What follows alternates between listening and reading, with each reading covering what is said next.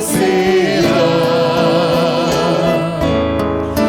pois onde em lugar de uma cruz a coroa Jesus me dará, desde a glória dos céus o Cordeiro de Deus ao Calvário humilhante baixou. Essa cruz para mim há mistério sem fim, porque nela Jesus me salvou. Sim, eu amo a mensagem da cruz, seu triunfo meu gozo será, pois onde em lugar de uma cruz a coroa Jesus me dará. Nessa cruz padeceu, desprezado morreu, meu Jesus para dar-me perdão. Eu me alegro na cruz, dela vem graça e luz para minha santificação.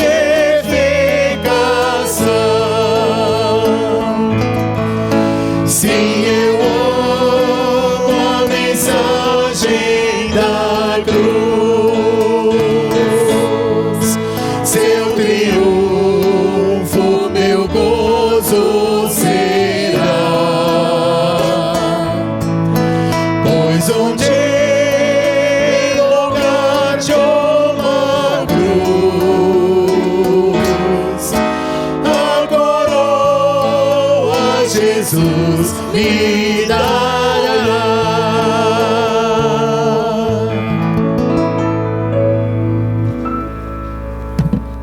Ainda em pé, oremos ao nosso Deus. Grandioso Pai Todo-Poderoso, bendito seja o nome do Senhor pela gloriosa obra da redenção. Graças te rendemos, ó Deus, por tudo que Jesus fez na cruz do Calvário. Pedimos ao Senhor que nos conceda a graça de sermos sempre, ó Deus, crentes em processo de santificação, reconhecendo que o sangue de Jesus não foi derramado em vão. Obrigado, Deus, por esta obra bendita, por esta grandiosa obra que o Teu Espírito realizou em nós, nos fazendo crer no sacrifício de Jesus. Nos abençoe, nos dê um coração adorador e grato ao Senhor por tudo, em nome de Jesus. Amém. Os irmãos podem se assentar? Abram suas Bíblias em Provérbios capítulo 3, os versos de número 9 e 10. Provérbios 3, versos de número 9 e 10. Nós faremos a leitura destes dois versos. Provérbios 3, 9 e 10. Eu quero convidar o presbítero Ricardo que nos conduza nessa leitura. Após a leitura do texto, nós iremos entoar o hino 63, primeira e terceira estrofes. Enquanto os irmãos cantam, os demais têm a oportunidade de trazer os seus dízimos, suas ofertas. O gasofilácio está lá atrás. E após esse período de cântico, de devolução dos dízimos e ofertas, o presbítero Ricardo nos conduzirá também numa oração. Façamos a leitura em nome de Jesus.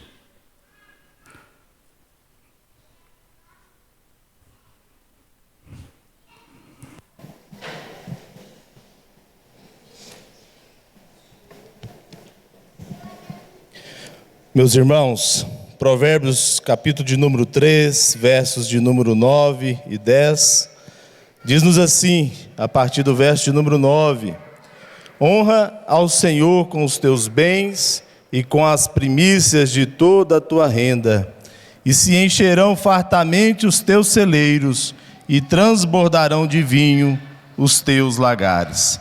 Portanto, enquanto os nossos irmãos nos conduzem, todos aqueles que vieram preparados para devolverem ao Senhor uma pequena parte de tudo aquilo que o Senhor Deus tem nos dado, o nosso gasofilaço, como já foi dito, se encontra ali atrás.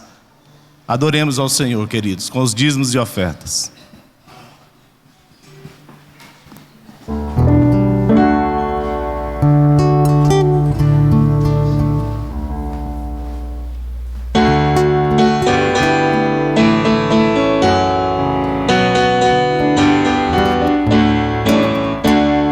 Se da vida as vagas procelosas são, se com desalento julgas tudo vão, Quantas muitas bênçãos dizes de uma vez, e verás surpreso quanto Deus já fez.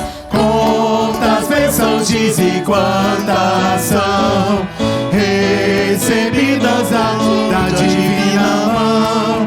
Vem dizê-las todas de uma vez, e verás surpreso quanto Deus já fez. Quando vires outros com seu ouro e bens, lembra que em tesouros prometidos tens. Nunca os bens da terra poderão comprar a mansão celeste que vais habitar.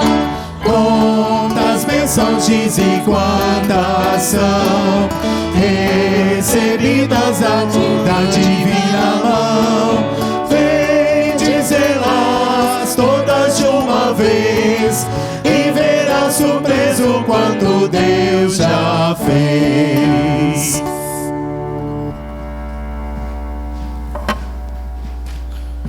Vamos curvar nossas cabeças, orar ao nosso Deus. Senhor, nós te adoramos e te louvamos, porque nós podemos, ó Pai, devolver ao Senhor uma parte de tudo aquilo que o Senhor tem nos dado. Pedimos-te, ó Pai, que o Senhor abençoe a vida dos nossos irmãos e das nossas irmãs, de todos aqueles, ó Deus, que têm confiado, Senhor Deus, nas tuas preciosas promessas. Tenha, ó Deus, cumprido o teu mandamento de trazerem, ó Deus, à casa do tesouro todos os dízimos e ofertas. Pedimos, meu Pai, por aqueles que gostariam de participar deste momento, mas, ó Deus, se encontram desempregados. Pedimos que abençoes, ó Pai. Pedimos ainda, Senhor Deus, por todos aqueles que ainda, Senhor Deus, não inclinaram seus corações em obediência à Tua palavra. Pedimos-te, Senhor, misericórdia sobre as nossas vidas, sobre a vida da Tua igreja. Nós queremos Te louvar, ó Deus, e pedir ao Senhor que abençoes, ó Pai, a vida do conselho desta igreja, na aplicação desses recursos para a glória do Teu nome, para fazer o nome de Jesus Cristo, Teu Filho conhecido, aqui, ali e além. Para a glória do Senhor, é no nome santo de Jesus Cristo, Teu Filho, que nós oramos ao Senhor e agradecemos. Amém e amém.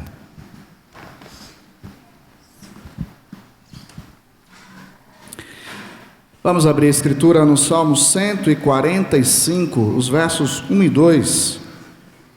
Salmo 145, os versos 1 e 2.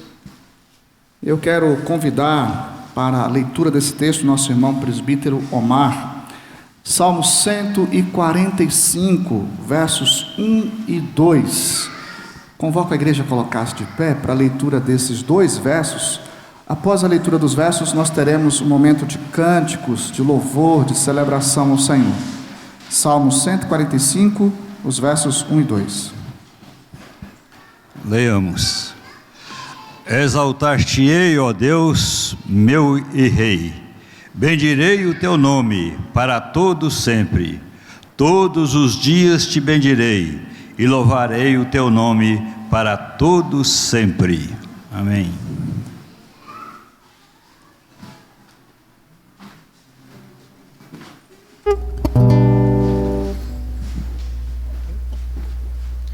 Graça e paz, amada igreja.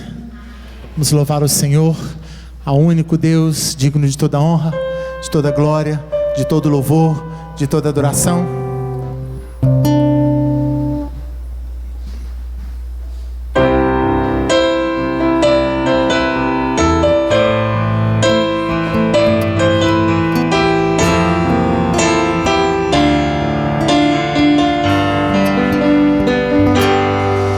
digno és de honra, de louvores. Levantamos nossas mãos, te adoramos, ó Senhor. Digno és de honra, de louvores.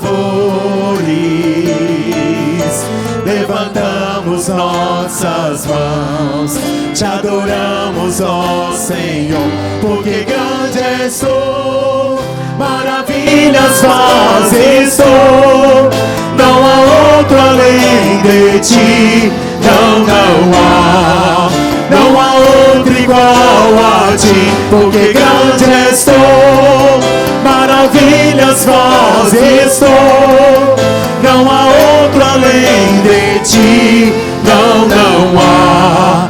Não há outro igual a ti. Digno és de honra, de louvores. Levantamos nossas mãos, te adoramos, ó Senhor. Digno és de honra, de louvores. Levantamos nossas mãos, te adoramos, ó Senhor. Porque grande és tu, maravilhas fazes tu. Não há outro além de ti, não há. Não há outro igual a ti, porque grande és tu, maravilhas fazes tu. Não há outro além de ti, não há. Não há outro igual a ti. Grande és tu, maravilhas fazes tu. Não há outro além de ti, não há. Não há outro igual a ti, Senhor.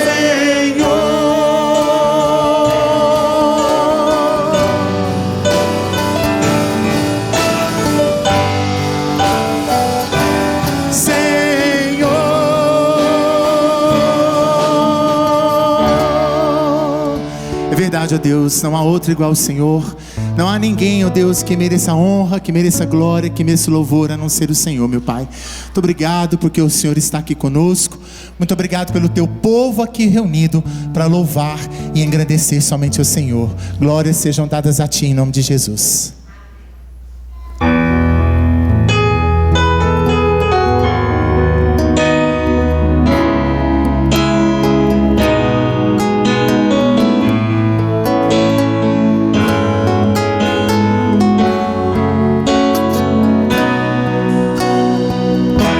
Cordeiro de Deus, salvação, fonte eterna de gozo e paz.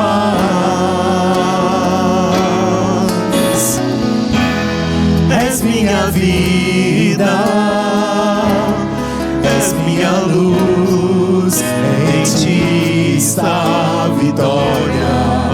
Rendo a ti o meu louvor, ergo minhas mãos e declaro meu amor. Honra, glória, sejam ao leão de Judá, poderoso de Israel. Alfa,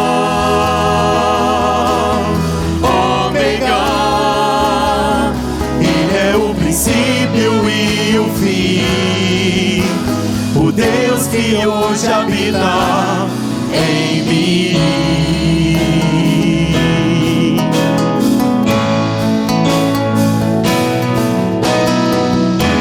Cordeiro de Deus, salvação, fonte eterna de gozo e paz.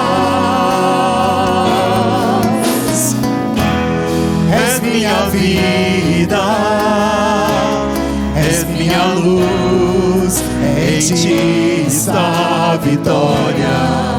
rendo a ti o meu louvor, ergo minhas mãos e declaro meu amor. Honra, glória, sejam ao leão de Judá, poderoso de Israel, Alfa, Ômega, Ele é o princípio e o fim, o Deus que hoje habita em mim.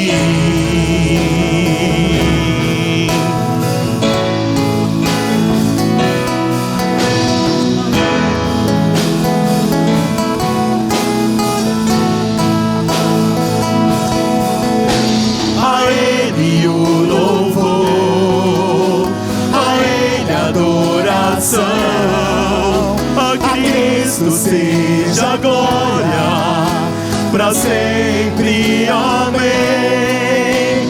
A Ele o louvor, a Ele a adoração. A Cristo seja glória para sempre, amém. Para sempre, amém.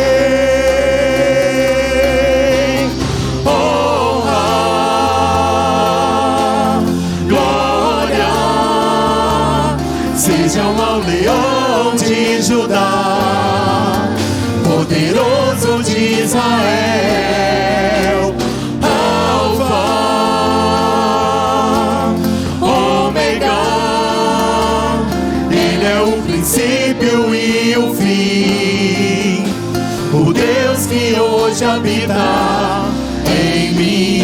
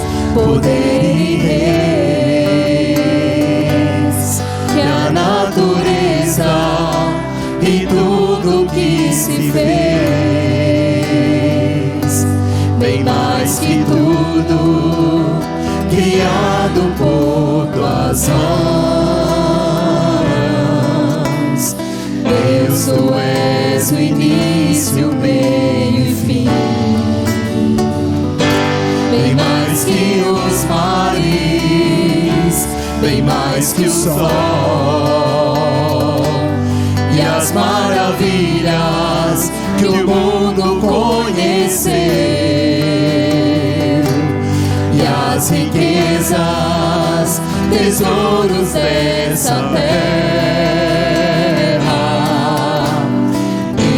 incomparável és pra mim.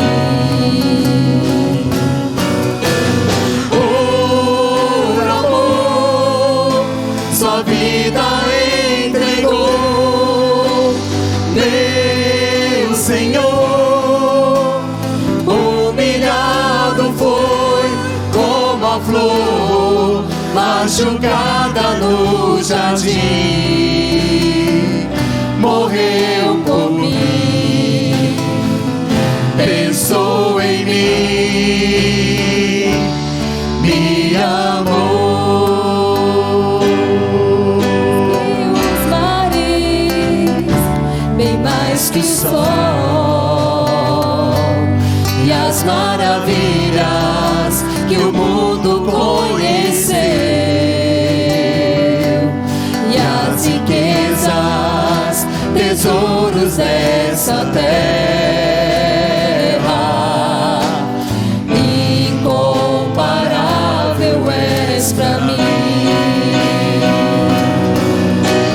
Por amor, sua vida entregou,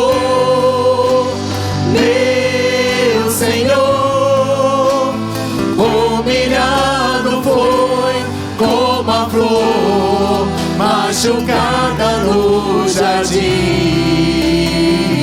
morreu por mim. Pensou em mim, me amou. Por amor, igreja, por amor, sua vida entregou. Meu Senhor, humilhado foi como a flor machucada no jardim, morreu por mim. Pensou em mim, me amou como a flor machucada no jardim, morreu por mim. Pensou em mim, me amou. Pedindo ao presbítero Adalberto que nos eleve a Deus em oração.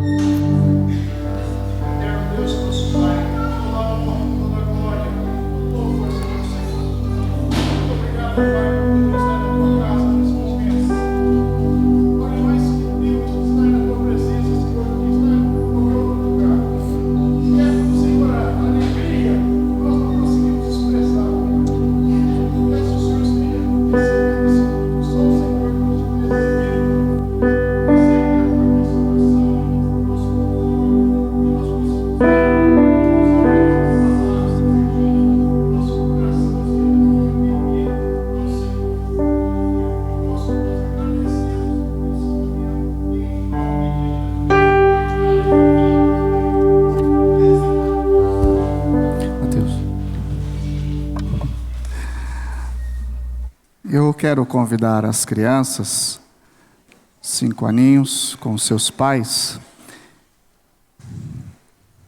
Isso, pelo cantinho aí, cuidado aí com a câmera. Pode ficar aqui no cantinho, vou convidar o presbítero Luiz. Isso, aqui ó. Isso.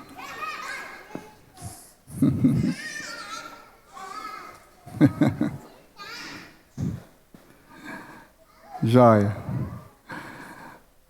Deixa os pequeninos virem aqui à frente. Nosso irmão presbítero Luiz vai orar, pedindo a Deus que abençoe a vida deles, em nome de Jesus, e que seja a noite de salvação também na vida deles.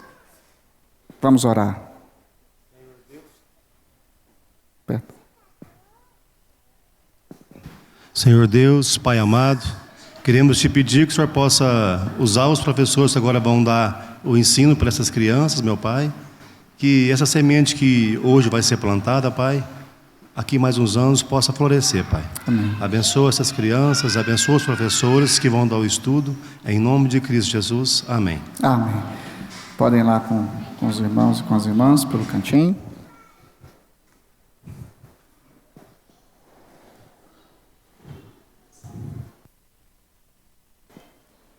Abra a sua Bíblia no livro de Atos, capítulo 17.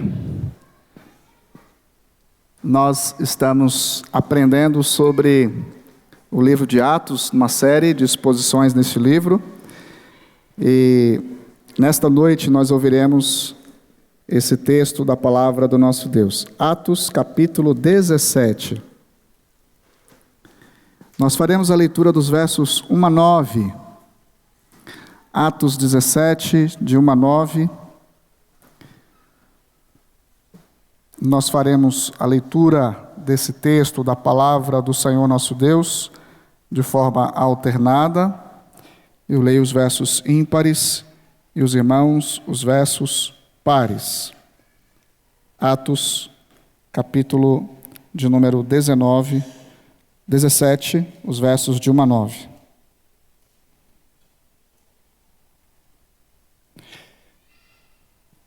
Leiamos.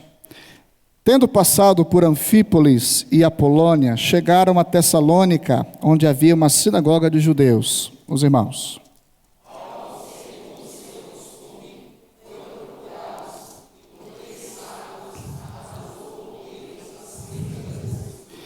expondo e demonstrando ter sido necessário que o Cristo padecesse e ressurgisse dentre os mortos. E este, dizia ele, é o Cristo Jesus que eu vos anuncio.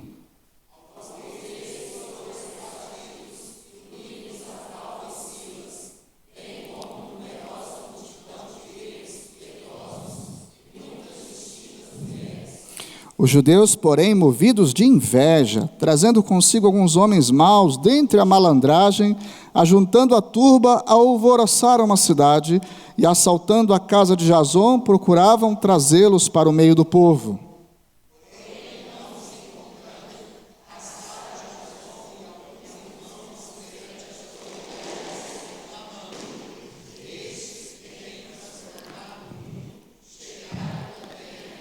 Os quais Jasón hospedou. Todos estes procedem contra os decretos de César, afirmando ser Jesus outro rei.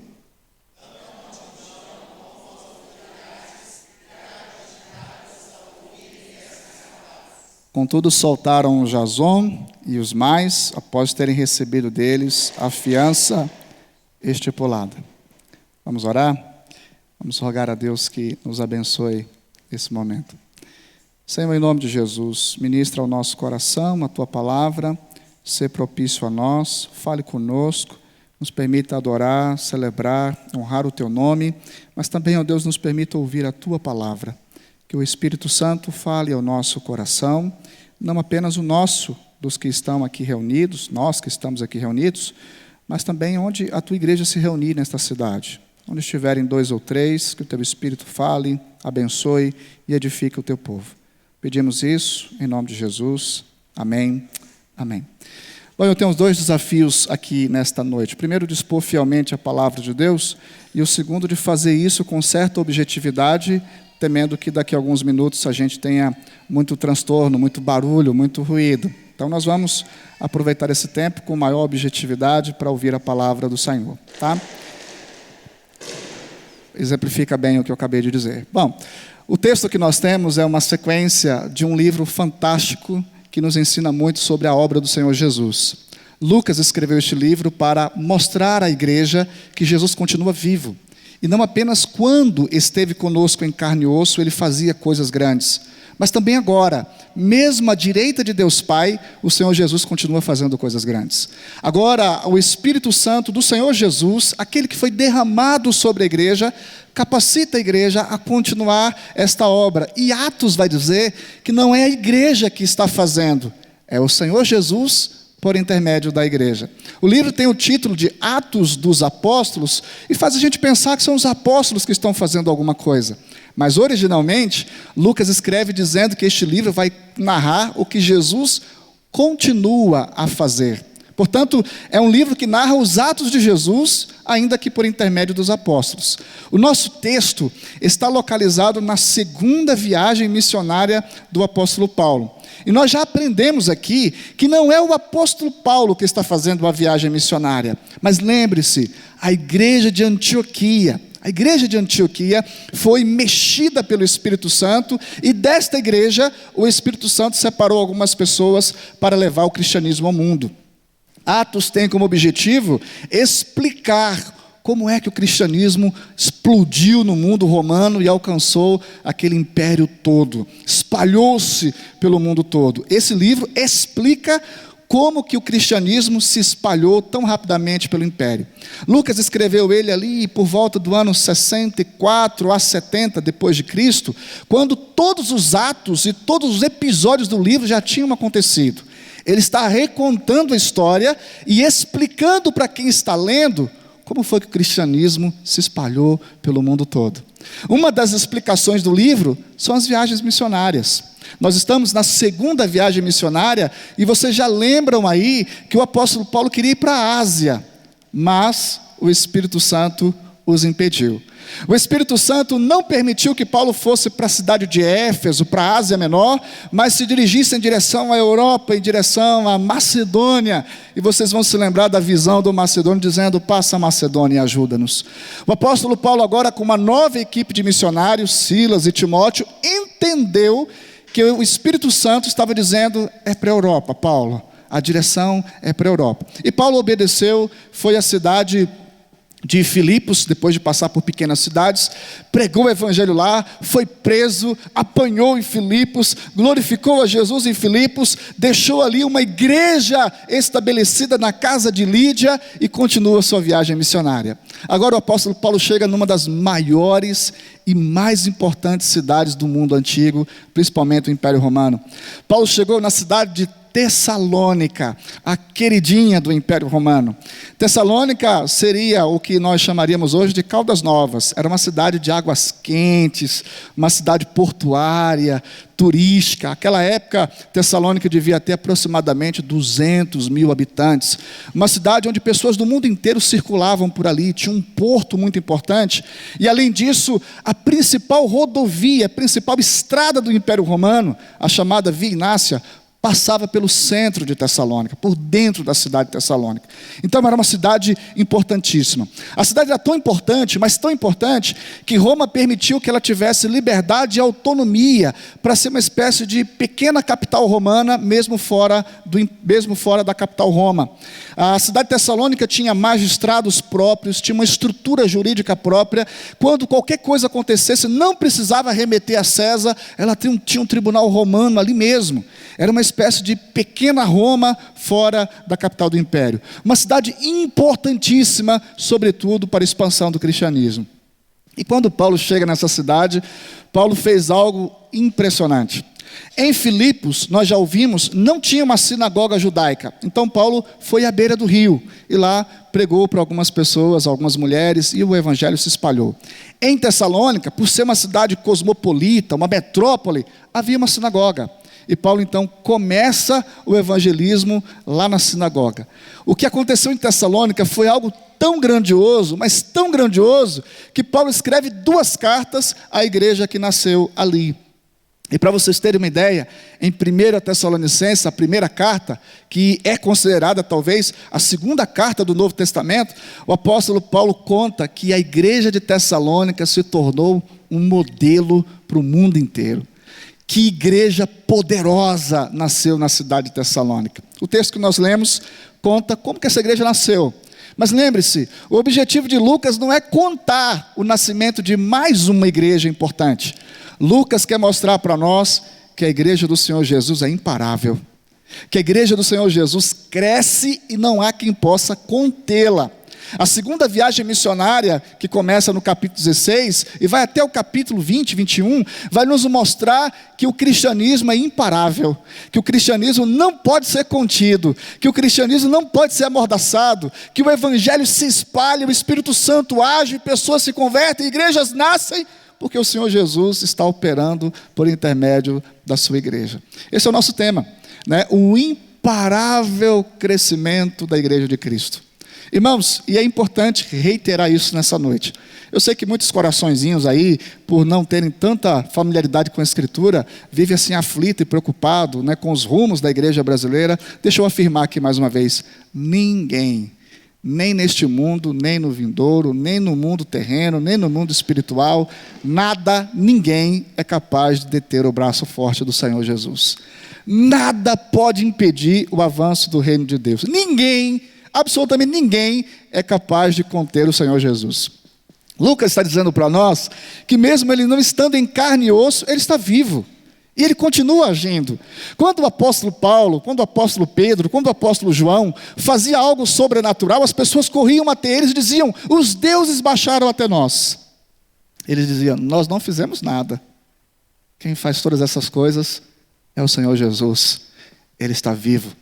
E por isso é fantástico perceber que mesmo quando Paulo e a sua equipe se afastam da região de Jerusalém, da Judéia, daquela região onde a religião judaica era forte, mesmo quando Paulo entra no mundo gentílico, Jesus opera de forma poderosa. Os gentios, por não conhecerem tanto a lei de Deus, pensavam que eram deuses encarnados, e eles diziam: é o Senhor Jesus, e nós queremos proclamar este Jesus que está vivo e que faz coisas grandes. É dessa forma que o evangelho chegou em Tessalônica.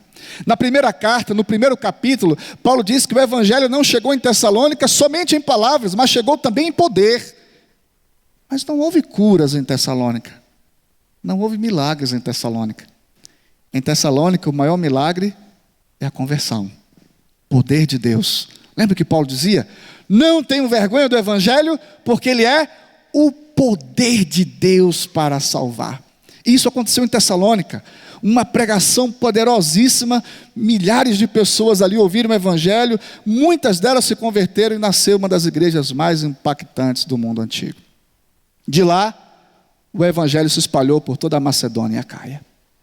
O imparável crescimento da igreja de Jesus é escancarado nesse texto. Eu quero apresentar a você 3 razões pelas quais ninguém é capaz de deter o crescimento do evangelho e da igreja do Senhor Jesus. A primeira delas está muito clara no nosso texto. Por que Paulo foi tão bem sucedido? Por que essa equipe missionária foi tão bem sucedida? A primeira razão relatada por Lucas do sucesso deste evangelho estão aí nos primeiros 3 versículos. Observe. Verso 2. Paulo, segundo o seu costume, foi procurá-los e por 3 sábados, observe as palavras-chave, arrazoou com eles.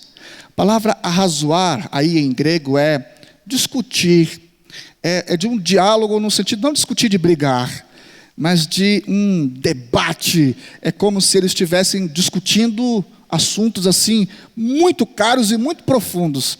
Lucas vai dizer para nós qual era o teor do diálogo e da discussão. O que diz o texto? Vamos juntos aí. Arrazoou com eles acerca do que, irmãos? Das Escrituras. Sabe qual é o sucesso do avanço do cristianismo nas viagens missionárias do apóstolo? Uma pregação cristocêntrica. O que quer dizer isso? Paulo pregava Jesus Cristo e o fazia expondo e explicando as Escrituras.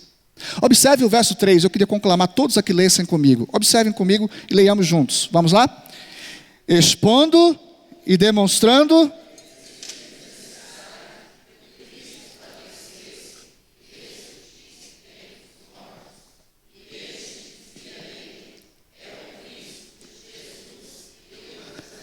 Fantástico. O apóstolo Paulo diz o seguinte: sabe qual é o Jesus ou o Cristo que eu estou anunciando? Não é o que vocês pensaram e construíram na mente de vocês.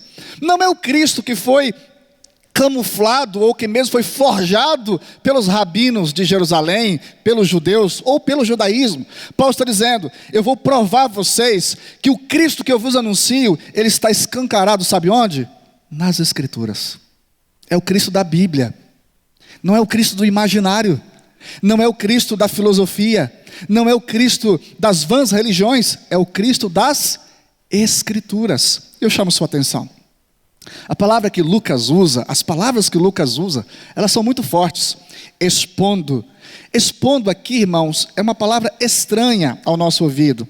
Literalmente, expor aqui é abrir. Mas essa palavra utilizada por Lucas é usada na medicina quando o bebê vai nascer. É quando rasga o ventre da mãe. É quando abre o ventre materno para tirar o bebê. Que coisa curiosa.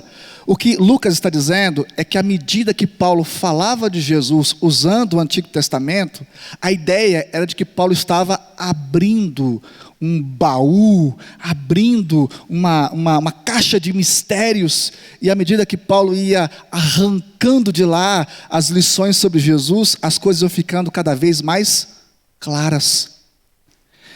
Literalmente é quando rasga a barriga da mãe e tira de lá o bebê. Paulo estava abrindo a Bíblia desde Moisés, e à medida que Paulo ia expondo, e à medida que Paulo ia pregando, e à medida que Paulo ia percorrendo as Escrituras, era como se Paulo estivesse arrancando Jesus da própria Bíblia. A segunda expressão que Lucas usa era demonstrando. Observe o verso 3. Expondo e demonstrando. Demonstrar é outra palavra forte. Demonstrar é quando alguém pega alguma coisa e coloca diante da outra. Olha, isso aqui, bem pertinho assim, veja com os seus olhos. Sabe o que Paulo estava fazendo? 3 sábados, Paulo começou a abrir as Escrituras, e começou a arrancar Jesus das Escrituras, dizendo Isaías, Jeremias, Moisés, a lei, os profetas, os salmos. E Paulo ia colocando diante deles o Cristo que está escancarado nas Escrituras. O Jesus que Paulo pregava era o Jesus das Escrituras. Qual é a razão de tanto sucesso na evangelização de Paulo? Paulo confiava muito nas Escrituras. Paulo não foi para a sinagoga e com o intuito de evangelizar os judeus debatendo filosofia. Paulo era um filósofo, um cara inteligentíssimo. Paulo também não usou de uma teologia própria, fruto do seu imaginário, da sua eloquência. Não, Paulo foi à sinagoga e chamou todos que estavam na sinagoga. E quando lhe deram uma oportunidade por ser ele um mestre da lei, o que Paulo fez? Paulo abre as Escrituras e diz: meus irmãos, está aí nas Escrituras, mas vocês não estão entendendo. Então deixa eu abrir a mente de vocês. Lembra? Abrir. E deixa eu expor Jesus para vocês, e vocês vão perceber que desde Gênesis, a Bíblia está falando de um Cristo. E sabe qual é o Cristo que a Bíblia está falando? É aquele que morreu e ressuscitou. Observe o verso 2, mais uma vez, vamos juntos? Todos, verso de número 2. Paulo, segundo o seu costume, foi procurá-los, e por 3 sábados arrazoou com eles acerca das Escrituras. Olha só qual é o assunto? A palavra. E Paulo está dizendo que toda a Bíblia tem uma só mensagem: Jesus Cristo. Essa é a pessoa mais importante que o mundo precisa ouvir e conhecer: Jesus Cristo. E quando Paulo ia falando de Jesus a partir da Bíblia, Paulo ia abrindo a Bíblia, ia expondo Jesus, ia escancarando Jesus. Mas sobre o que, ou qual era o Cristo que Paulo falava da Bíblia? Meus irmãos, o que a Bíblia tem a dizer sobre Jesus? Paulo não inventou um Cristo conforme a mente dos tessalonicenses. Paulo também não imaginou, não inventou um Cristo que coubesse na cabeça deles. Paulo está dizendo o seguinte: vocês são zelosos, são religiosos, mas precisam conhecer o Cristo que a Bíblia apresenta, não o que vocês pensam ser. E o Cristo que a Bíblia apresenta é um Cristo que veio ao mundo, morreu e ressuscitou. E Paulo diz mais sobre Jesus, irmãos. Observem comigo o versículo 3. Expondo e demonstrando a partir da Bíblia que era necessário que Jesus Cristo viesse ao mundo. Para fazer o quê, meus irmãos? Morrer e ressuscitar. O Cristo que os judeus esperavam era um Cristo que os brasileiros esperam. O Messias que os judeus esperavam é mais ou menos o Messias que alguns brasileiros esperam: alguém que se assente no trono e governe politicamente. Os judeus estavam esperando uma espécie de Messias que iria libertá-los do domínio romano, que iria restabelecer Jerusalém como a capital mundial do mundo, à semelhança de Davi. Mas Paulo está dizendo, irmãos, o Cristo que a Bíblia apresenta não é um Cristo poderoso econômica e politicamente, não é um Cristo poderoso que tem um exército de militares, não é um Cristo poderoso que tem um arsenal nuclear. Não, o Cristo que a Bíblia apresenta é um Cristo que nasce em Belém, numa manjedoura, cresce em Nazaré, filho de um carpinteiro, vem ao mundo andando a pé, de aldeia em aldeia, e a sua tropa é formada por 12 homens, na sua grande maioria pescadores da Galileia, uma região pobre. E ele percorre o mundo dizendo que ele não veio ao mundo para ser um político poderoso, mas para ser o Messias da cruz, que veio para ser humilhado, morto, crucificado, gotejar o seu sangue, mas ao terceiro dia ressuscitar. Frustrou as expectativas dos judeus. Os judeus queriam um político libertador, mas a Bíblia apresentava um Cristo de dores. Ele levou sobre si as nossas dores. O castigo que nos traz a paz estava sobre ele, e por suas pisaduras. Qual era a mensagem sobre Jesus que era necessário ser dita? Os teus pecados, os meus pecados foram pagos no Calvário, ainda que sejamos vassalos de Roma. Ainda que tenhamos que sofrer aqui, ainda que a nossa vida aqui seja espinhosa, difícil, uma vida de dores, o nosso Cristo pagou a nossa dívida diante de Deus. É isso que precisa ser dito. O que o mundo precisa conhecer, o mundo gentílico, o mundo romano, o mundo do século 21 precisa ouvir, não é o que vai governar a economia do mundo, não é quem tem a maior tropa do planeta, não é quem tem o melhor ministro da economia. O que o mundo precisa ouvir ainda hoje é que há um Jesus que veio ao mundo, morreu na cruz, ressuscitou e pagou toda a nossa dívida para com Deus. É isso que importa, é isso que precisa ser dito. É isso que o mundo precisa ouvir. Que ainda que nós tenhamos dores aqui, as nossas dores e enfermidades espirituais foram cravadas no madeiro. Paulo dizia, é esse Jesus que eu vim anunciar. Esse é o Cristo que eu vos anuncio. Isso tem muito a ver conosco hoje. Estamos vivendo no pós-modernismo, onde cada um tem a sua verdade, onde cada um tem a sua religião, onde cada um imagina o seu próprio Cristo, onde cada um quer chegar a Deus com os seus próprios caminhos, onde cada um edifica a religião que quer, onde cada um forja a vida que deseja. Mas Paulo estava dizendo àqueles irmãos, o Cristo que deve ser crido é o das Escrituras. E as Escrituras dizem que Ele não veio nos trazer riqueza, prosperidade. Ele não veio curar todas as nossas enfermidades. Ele não veio sanar todos os nossos problemas políticos, físicos, sociais e emocionais. Ele veio curar as nossas enfermidades espirituais. É diante do trono de Deus que as coisas se resolvem. O apóstolo Paulo dizia, em Romanos 8, verso 18, que o sofrimento do tempo presente não pode se comparar com a glória do porvir. Paulo está dizendo que a fé cristã aponta para a volta gloriosa de Jesus, onde os nossos olhos serão enxutos. E Ele enxugará dos nossos olhos. Quando isso vai acontecer? No último dia. Até lá o cristianismo vai padecer, vai ser hostilizado, vai sofrer tantas coisas. Mas o que precisamos crer é que diante de Deus está tudo resolvido. Nossa dívida, nossas dores, nosso pecado está pago. Tetelestai. Lá no madeiro Jesus resolveu a nossa vida com Deus. Paulo não tinha medo de dizer isso no primeiro século.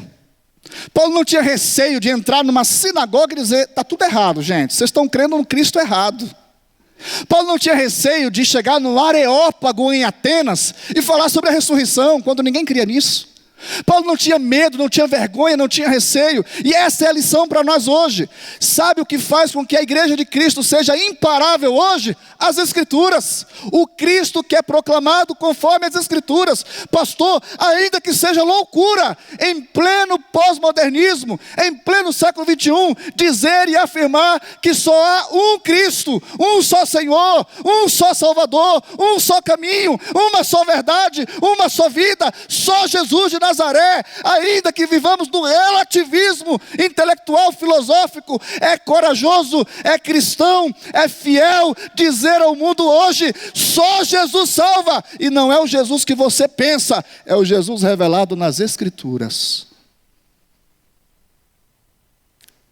Isso é o poder de Deus, o Cristo que se escancara a partir da exposição bíblica.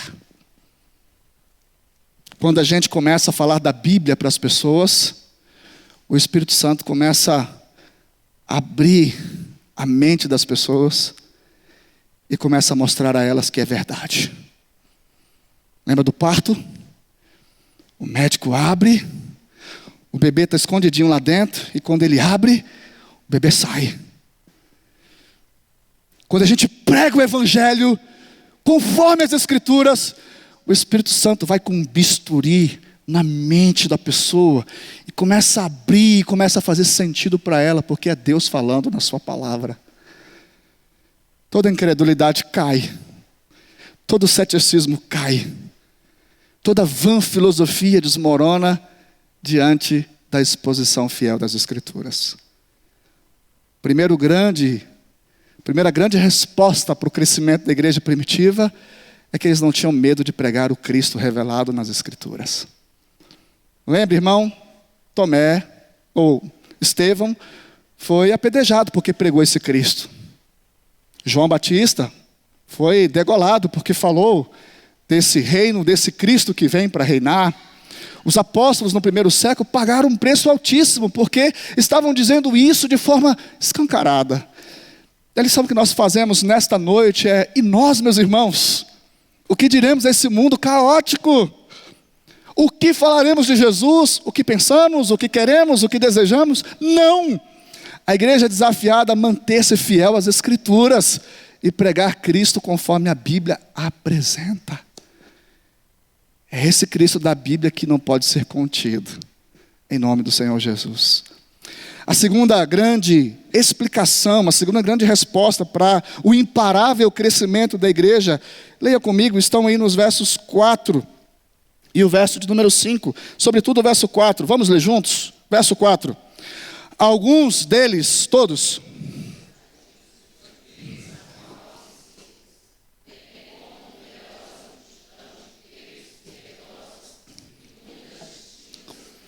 ok. Qual que é a segunda resposta para isso? A primeira, uma pregação cristocêntrica. O centro da mensagem era Jesus. Paulo não pregava, nenhum dos discípulos pregava a igreja, a denominação, política, outro assunto. Qual que era o assunto? Cristo. E o que se falava sobre Cristo? Que ele morreu e ressuscitou. Não é o Cristo que faz milagres, que cura, que dá dinheiro, que enriquece. Não. Era o Cristo que perdoa pecados na cruz do Calvário. O Cristo que pagou os nossos pecados no Calvário. O Cristo que ressuscitou. A segunda resposta que Lucas nos apresenta nessa narrativa está exatamente aí. A ação poderosa do Espírito na conversão das pessoas. O que explica esse crescimento extraordinário da igreja? Primeiro, essa pregação baseada na pessoa de Jesus. E segundo, é a ação do Espírito convertendo corações.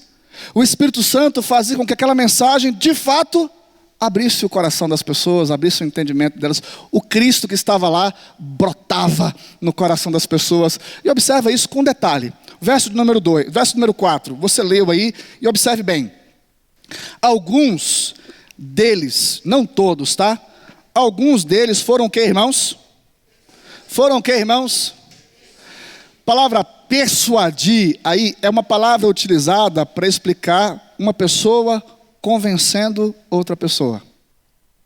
Antes que você pense que Paulo era muito bom orador, e acredite a Paulo o sucesso dessa exposição da Bíblia, a palavra grega denota que uma pessoa era dotada da capacidade de convencer outra pessoa a crer no que ela estava dizendo.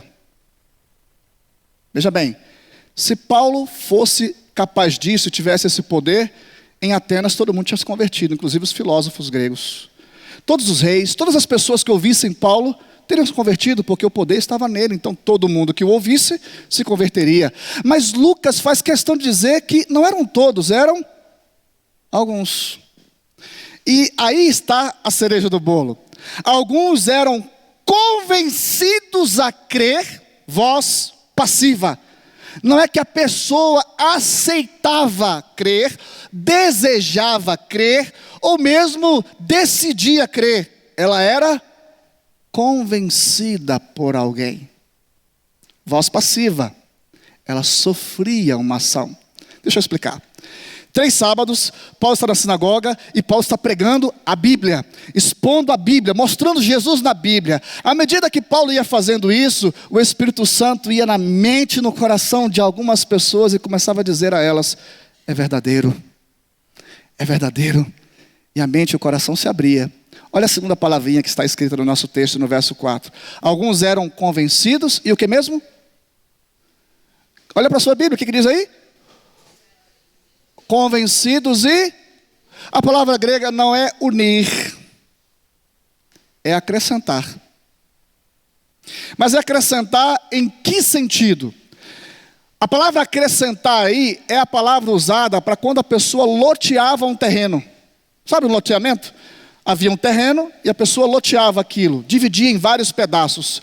Então, uma pessoa comprava um pedaço e depois comprava o pedaço ao lado. O que ele fazia?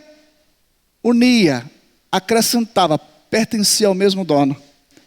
Olha que coisa linda.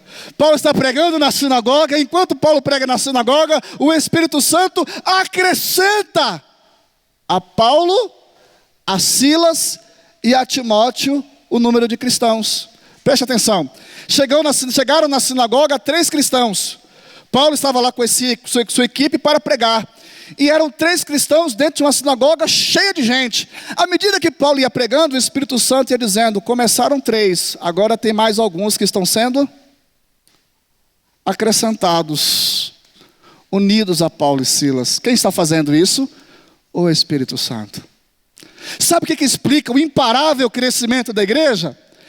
Explica exatamente isso: a ação poderosa do Espírito Santo acrescentando. Quando a igreja corajosamente prega o Evangelho segundo as Escrituras, o Espírito Santo acrescenta. Abra sua Bíblia em Atos capítulo 2. Rapidamente. Atos capítulo 2. Atos capítulo 2, versos 46 e 47. Vamos ler juntos? Todos. Juntos, vamos lá?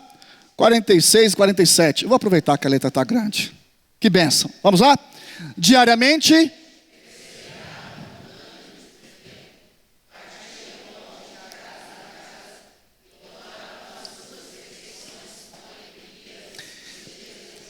Quem fazia isso? Os cristãos de Jerusalém. Verso 47. Louvando a Deus.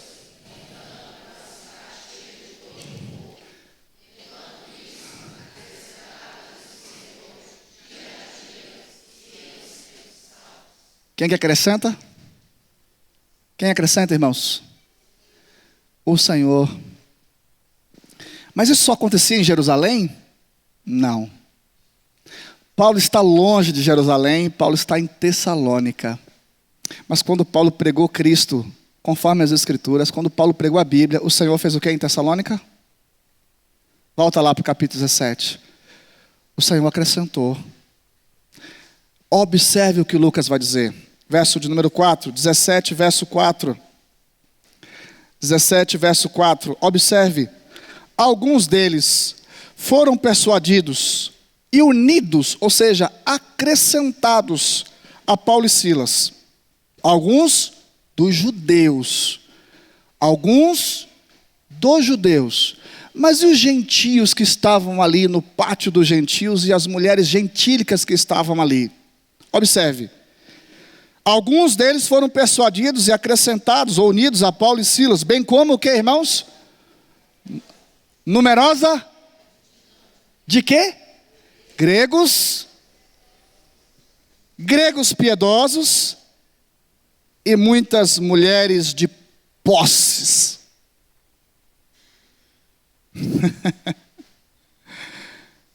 O Espírito Santo varreu Tessalônica e fez com que nascesse uma mega igreja. Numerosa multidão de gregos se converteram.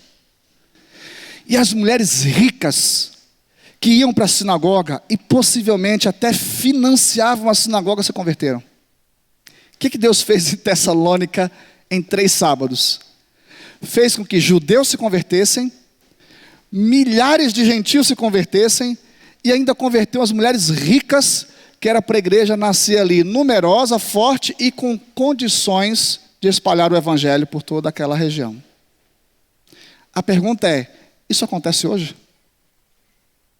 Imagine nós chegarmos numa cidade, uma metrópole aqui da nossa região. Vamos pensar aqui numa metrópole aqui da nossa região. Uma metrópole, uma cidade importante, grande, populosa, assim, vamos pensar numa metrópole. Araguari. E Paulo chegasse a Araguari, ninguém conhecesse o Senhor Jesus. Um templo e algumas pessoas interessadas, até religiosas, assim, pessoas afeitas à religião cristã, se reúnem. Mas aí Paulo prega 3 sábados, 3 sábados e nasce aqui uma igreja de 2.000, 3.000 pessoas convertidas, com gente rica, com gente religiosa, com mulheres, com gentios, miscigenada. Uma igreja poderosa nasce em 3 sábados. Sabe quem faz isso? O Espírito Santo de Deus. Quando o Evangelho de Cristo é pregado com fidelidade, o Espírito Santo tem a responsabilidade de operar. O Espírito Santo agiu. Vamos terminar com a terceira resposta para esse crescimento assombroso. Versículo de número 5. Todos juntos? Os judeus, porém, movidos de quê, irmãos? Trazendo consigo alguns homens, dentre o que, irmãos? Ajuntando a turba, alvoroçaram a cidade e assaltaram a casa de Jason, procuravam trazê-lo para o meio do povo, porém não os encontrando, arrastaram a Jason e alguns irmãos perante as autoridades, clamando: estes que têm perturbado, transtornado o mundo, chegaram também aqui. Esse Jason hospedou eles, e todos estes procedem contra o decreto de César, afirmando ser Jesus outro rei. Tendo a multidão como as autoridades ficaram agitadas ao ouvir essas palavras, contudo soltaram Jason e os mais, após terem recebido deles a fiança estipulada. Qual que é a terceira coisa que explica esse crescimento assombroso? A hostilidade. O cristianismo nunca cresceu em lugar nenhum do mundo de forma fácil. Em nenhum lugar do mundo, em 2000 anos de cristianismo, nenhuma igreja nasceu em lugar nenhum de forma amistosa, amigável, fácil. O crescimento da igreja do Senhor Jesus, ele brota num contexto de hostilidade, oposição. E o mundo reage à pregação fiel das Escrituras dessa forma. 3 coisas acontecem sempre que a Bíblia é pregada com fidelidade. A primeira, pessoas vão se converter. Amém? Amém, irmãos? Vocês estão me... Pessoas vão se converter quando a Bíblia for pregada. A segunda coisa, os inimigos da igreja se levantarão. Quando Jesus Cristo ressuscitou, os judeus contrataram, subornaram os soldados para que eles inventassem um discurso. Lembra qual foi? Os discípulos roubaram o corpo dele. Lá em Mateus 28, antes da grande comissão de Jesus, tem a grande comissão de Satanás. Você já leu isso? Antes de Jesus falar, eu vos envio ao mundo, ide e façam discípulos de todas as nações, você tem os líderes judeus dizendo: soldados, podem percorrer aí Jerusalém e espalhem uma notícia. Os discípulos roubaram o corpo de Jesus e eles estão enganando as pessoas dizendo que ele está vivo. Olha, nascem 2 missões, uma baseada numa mentira e outra numa verdade. Qual é a propaganda de Satanás em relação ao Evangelho? O diabo não vai dizer que o que nós pregamos é verdadeiro, ou o diabo não vai dizer que deve se impedir que a gente pregue. Não, Satanás vai trabalhar sempre forjando um outro Evangelho, uma outra verdade. O diabo combate a verdade com uma falsa verdade, uma meia verdade. Então, o que está escrito aqui? Lucas diz que o motivo principal era inveja. E por que inveja, irmãos? Porque a sinagoga faliu, gente. Milhares de pessoas da sinagoga se converteram. E se converteram, inclusive, quem financiava a sinagoga. Então os líderes estão preocupados. O que vai ser dessa sinagoga agora? Milhares de gentios se converteram, judeus aqui também se converteram, as mulheres distintas também se converteram. Se esse povo continuar pregando, é o fim do judaísmo aqui em Tessalônica. Então eles pensam, vamos inventar uma mentira? Vamos dizer que o propósito deles é incitar Tessalônica a se rebelar contra César. Contra César. Como que eles fazem isso? Propagam uma mentira. E com isso, reagem com força e hostilidade. O cristianismo sempre sofrerá hostilidade. Física, moral e espiritual. Sempre. Pastor, e por que vivemos tão bem com as pessoas de fora? Será que estamos pregando o Cristo das Escrituras? Tenho certeza que se nós irmos para o centro de Araguari e oferecermos um abraço às pessoas, ninguém vai negar. Me dá um abraço. Jesus ama você. Quem não quer ouvir isso? Olha, vem cá para a reunião de oração da igreja. Você está passando por problema? Ele vai resolver. Quem não quer ouvir isso? Solução de problemas. Agora, deixa eu falar para você de uma forma diferente. Quem quiser vir após mim, negue-se a si mesmo, tome sua cruz. Já não é tão interessante assim. E se eu disser para você assim, olha, ele não veio trazer a paz, ele veio trazer a espada. Famílias irão se dividir por causa do evangelho. Então eu não quero isso para minha casa. E se eu disser a você que ele vem sem demora para julgar os vivos e os mortos conforme as suas obras, ele vem julgar o mundo, se arrependa. Quem quer ouvir sobre o inferno? Quem quer ouvir sobre arrependimento? Quem quer ouvir sobre mudança de vida? Quem quer abandonar os ídolos? Quem quer abandonar o materialismo? Quem quer abandonar essa vida prazerosa? Esse Cristo eu não quero.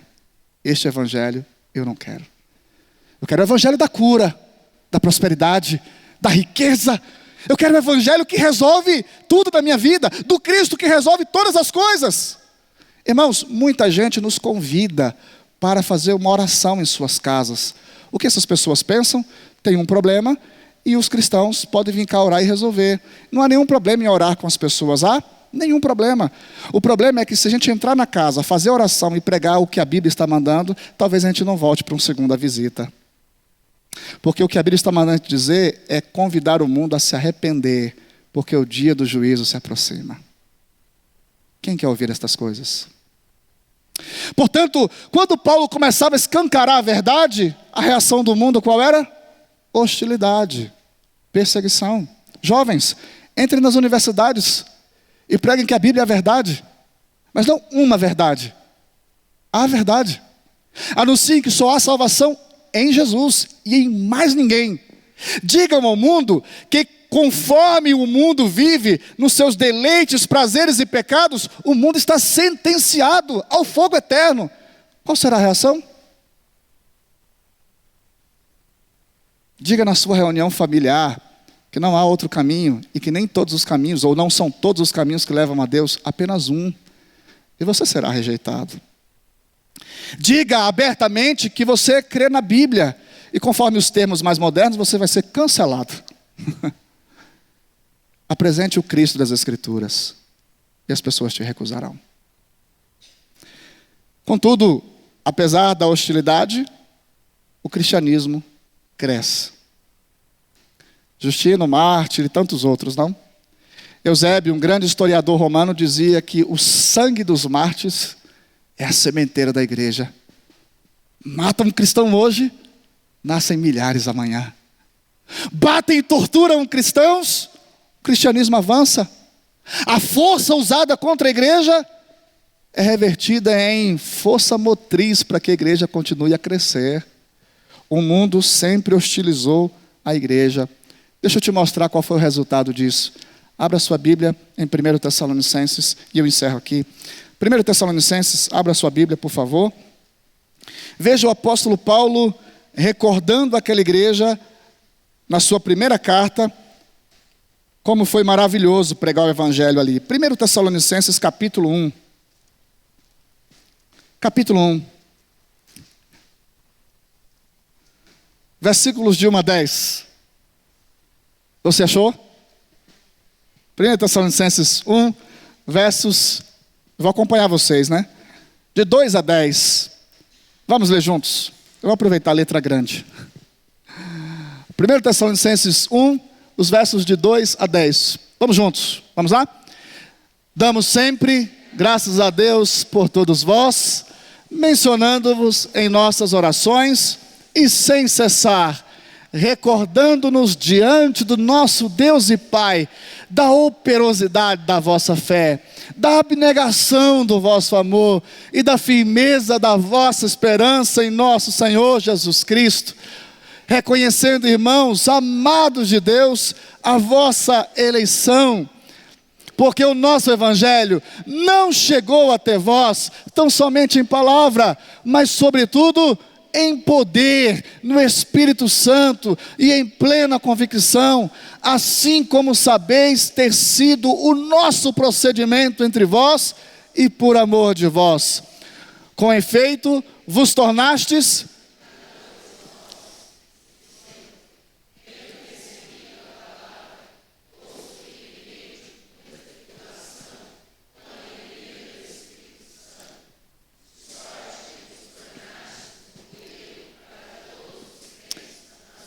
espere, posto que em meio a muita... Quando os primeiros cristãos se convertem em Tessalônica, perseguição, tribunal, arrasta para a delegacia, paga fiança, aquele caos, tem que bater, prender, torturar, pressionar esse povo. Nós temos que matar o cristianismo na força. Sabe o que isso gerou? Gerou uma igreja forte, corajosa, disposta a pagar o preço. E sabe o que essa perseguição gerou em Tessalônica? Olha o verso 8. Verso 8 a 10. E a gente encerra. Juntos. Porque de vós...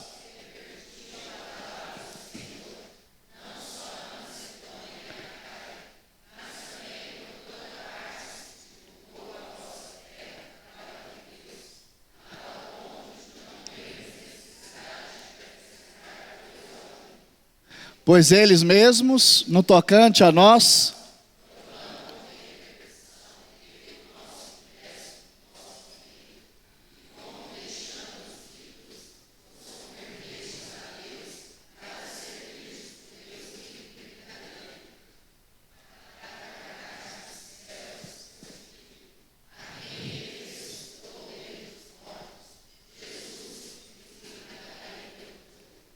Jasão pagou a fiança, voltou e ao encontrar os irmãos disseram: está só começando, irmãos, permaneçamos. Ninguém vai parar o evangelho aqui em Tessalônica, irmãos. Paulo já foi embora. Se observar o verso seguinte, Paulo teve que fugir, sair correndo, senão eles iam matar Paulo. Mas não era Paulo o segredo do sucesso, era o evangelho. Então Jasão com os irmãos assumem um compromisso de continuarem firmes no evangelho, de continuarem pregando o evangelho. Nós lemos, a palavra repercutiu de Tessalônica para o mundo todo. E em toda parte as pessoas dizem o seguinte: olha, sabe o que aconteceu em Tessalônica? Os crentes chegaram lá, pregaram um tal de Jesus de Nazaré que morreu e ressuscitou, falaram ousadamente, e apesar de toda a hostilidade, apesar de arrastarem alguns para a prisão, esse povo pregou o evangelho, não temeu a perseguição, corajosamente testemunhou, e por todo o mundo pessoas ouviam falar que em Tessalônica as pessoas abandonavam os ídolos, as pessoas se convertiam, as pessoas deixavam tudo para trás para abraçar o Jesus de Nazaré, a despeito de toda a hostilidade. Irmãos, Jasão foi levado à prisão, pagou fiança, mas não abandonou a fé. Os irmãos ouvirem aquilo disseram: podem acender a fornalha, podem levantar a perseguição, podem prender, podem nos arrastar ao cárcere, mas nós continuaremos com Jesus de Nazaré, porque nós ouvimos e cremos, Ele virá. E para aguardardes do céu a Jesus Cristo, que nos livra da ira vindoura. Houve conversão genuína em Tessalônica. O povo abraçou a fé. E quanto mais eles perseguiam, mais eles pregavam. Eu queria convidar você a ficar de pé. Eu queria lançar sobre você nessa noite 3 grandes desafios. Eu queria falar para você nessa noite sobre 3 grandes compromissos que nós precisamos ter. Eu queria dizer para você que existem 3 coisas que a Igreja Presbiteriana Central de Araguari precisa assumir, a despeito de qualquer coisa que nos sobrevenha. A primeira grande lição, irmãos: pregamos Jesus, mas não o Jesus que as pessoas querem ouvir, não o Jesus que a gente gostaria que elas ouvissem. Pregamos o Cristo das Escrituras. Não tenhamos medo de falar do Jesus conforme a Bíblia. Anunciemos o que a Bíblia diz. Se a Bíblia diz que Ele vem para julgar o mundo precisa saber. Se a Bíblia diz que Ele morreu e ressuscitou, o mundo precisa saber. Se a Bíblia diz que é Ele a única verdade que nos livra da ira vindoura, o mundo precisa ouvir. Custe o que custar. segundo compromisso, irmãos, nós não precisamos de adeptos ou de pessoas que simpatizem com a fé presbiteriana, com a fé cristã. Nós precisamos de conversões. Nós não precisamos de pessoas simpáticas à nossa fé. Nós precisamos de pessoas convertidas. E sabe quem faz isso? O Espírito Santo de Deus. Preguemos corajosamente em nossa casa, em nosso trabalho, em nossas repartições, em qualquer lugar, nas ruas. Preguemos, irmãos, preguemos nas universidades, preguemos nas mídias sociais, preguemos, não tenhamos medo, preguemos o Evangelho, porque o Espírito Santo dará frutos. Pessoas vão continuar se convertendo em nome de Jesus. Mas a terceira e última coisa que você precisa saber: quando você pregar a verdade, esteja preparado para sofrer a hostilidade. Odiaram a mim, disse Jesus, também odiarão vocês. Vamos louvar ao nosso Deus e nos preparar para a ceia do Senhor.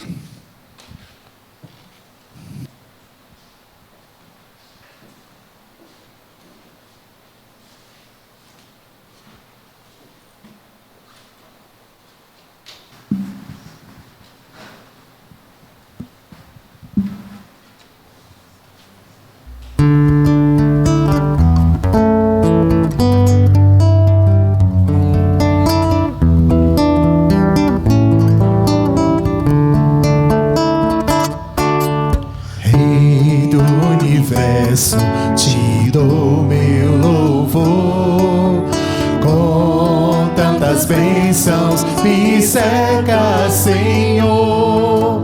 Só Tu és a fonte de alegria e prazer. Melhor que a própria vida é Te conhecer. Tu és o dono do meu coração.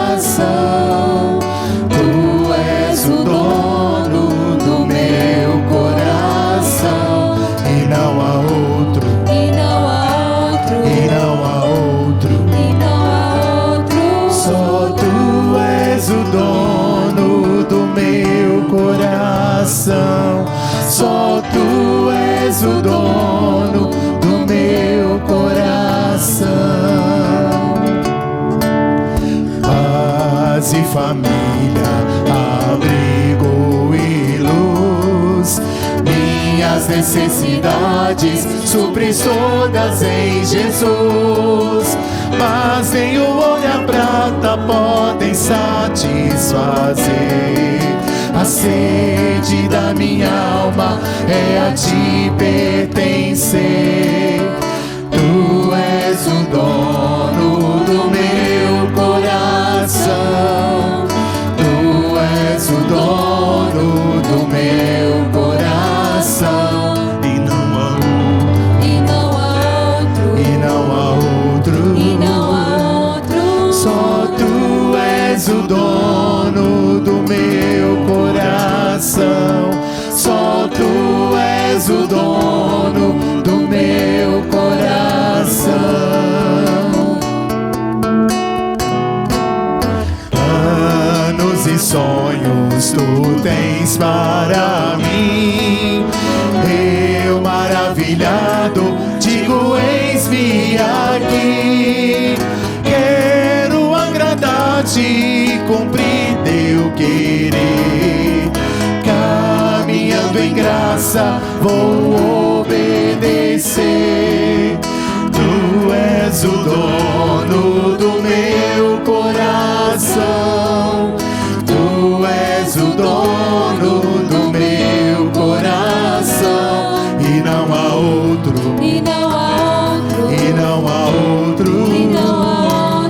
Só Tu és o dono do meu coração.